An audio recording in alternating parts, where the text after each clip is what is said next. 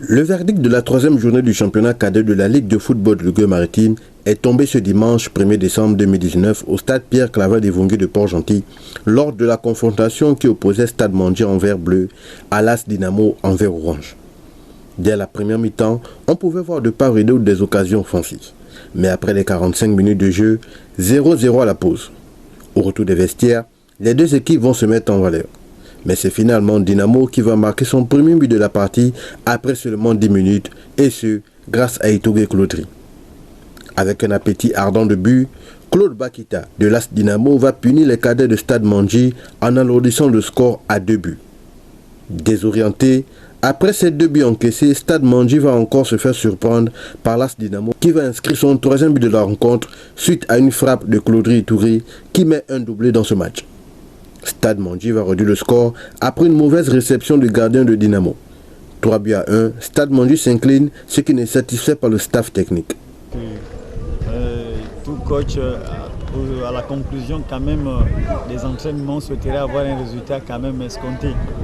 Bon, il faut reconnaître que on fait avec un peu des effectifs un peu en descend. Donc du coup, le match, vous-même vous avez vu la configuration du match.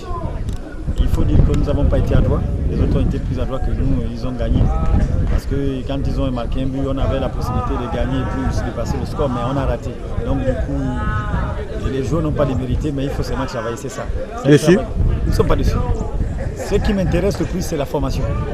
La qualité, voir les progressions des uns et des autres. Ce qui me permet de travailler, améliorer ou bien redonner encore un travail, savoir sur quoi il faut travailler. C'est le plus important. Je pense que nous avons encore vraiment tout le championnat et le championnat aller et le championnat retour. Donc je ne suis pas dessus. Mais au contraire, il faut pousser les petits pour que réellement nous puissions avoir désormais un football aussi bien visible et plus meilleur que ça. Et aujourd'hui, il faut souligner que d'abord nous avons un problème d'infrastructure. Les petits n'ont pas suffisamment de temps de jeu, de temps d'entraînement et on fait avec les moyens de bord. Donc il n'y a pas de déception, au contraire, je félicite les enfants. Comme je disais depuis le premier jour, ils font vraiment des choses extraordinaires. Pour le manager de Dynamo, cette victoire est méritée. Satisfait de la victoire de mes joueurs. Tout d'abord, je vais tenir à les féliciter parce que c'était notre première sortie. Donc depuis là, on était exempt.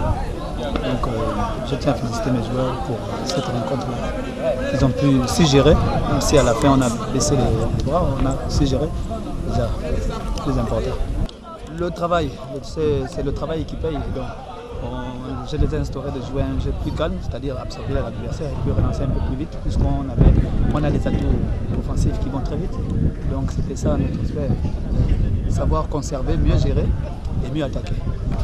Pour espérer remonter la pente dans ce tournoi provincial, Stade Mandjie devrait produire un autre football pour prétendre au titre. Quant à l'AS Dynamo, cette victoire des poulains de Lionel Guimambou les place dans la bonne voie.